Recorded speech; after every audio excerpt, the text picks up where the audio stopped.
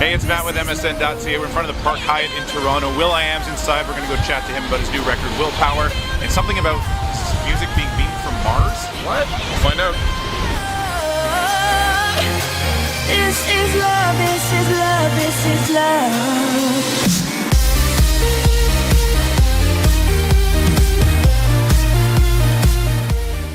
I want to know about this record. What does it sound like?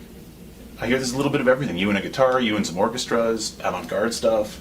Yeah, I wanted to do things for art's sake. For art's sake, to me, my definition. Yeah. We're talking about your record, so yeah. I don't like to consider myself an art rebel. Not Yoko Ono.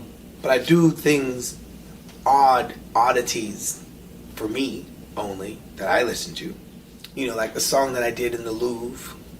In the Louvre? Yeah.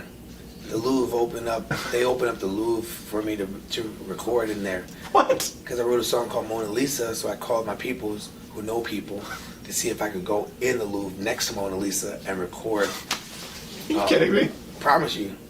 That's amazing. So I went in the Louvre and recorded in the Louvre.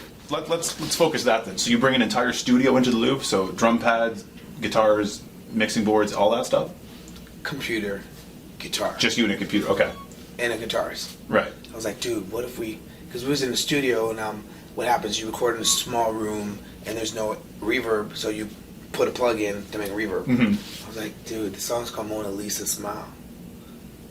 What if we go, dude, I went to the Louvre last year.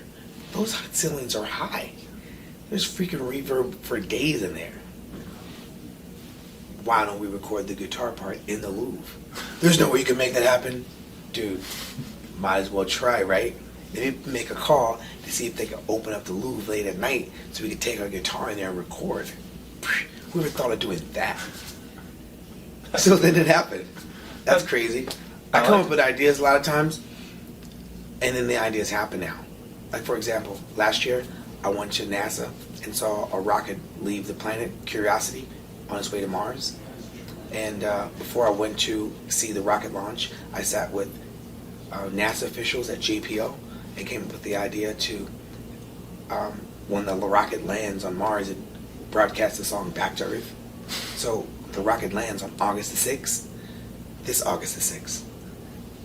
And a song of mine is broadcasted back from Mars. What song? A song called Reach for the Stars. That's very appropriate. Is that on the new record? Do we know the song? That's on the new record. Okay. And it's the first song ever broadcasted from Mars.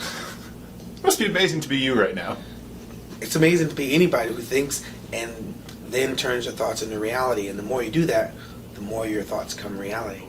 So I want to know more about the record. I want to know. Tell me more. So there's songs like that one, Yeah. Reach for the Stars. There's songs... Which sounds like what? Because the two songs we know so far, one's a really hard-hitting, well, it says that over and over, it's really hard-hitting dance beat, right? And the other one is more of this Euro electro synth pop dance song, right? With the classical piano. Yeah, with a really beautiful piano melody to start the song. Is that you playing piano on the song, on the track as well? Yeah, and then I edited it.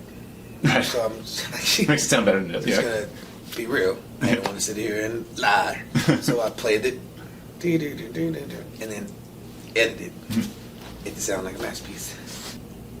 So the hardest ever is not on the record. Okay. That was a monologue. Yeah, it was like a monologue before the show, Right. and then the show begins. Gotcha. So there's songs like "This Is Love," which is like, you have classical electro beats from Swedish House Mafia, and then an orchestra. So it's bringing, a classical approach with a technological approach. The one that's going to be coming from Mars on the 6th is classical. My interpretation of classical. Mm. So I was like, wow, what would it sound like if I sidechained a symphony? It would be nuts. What is sidechained? Sidechain is like what makes all these songs go. Right. Okay. It's like a digital polka. So that right now, that sensibility is now on top 40 radio. But I'm like, I think I'm a month away from just pulling the rest of my hair out. If I hear another, so I think that's what I wanted to do an orchestra version of it. So there's some type of human error, because with the computer there's no error. It's all precise. So with no error, there's no emotion.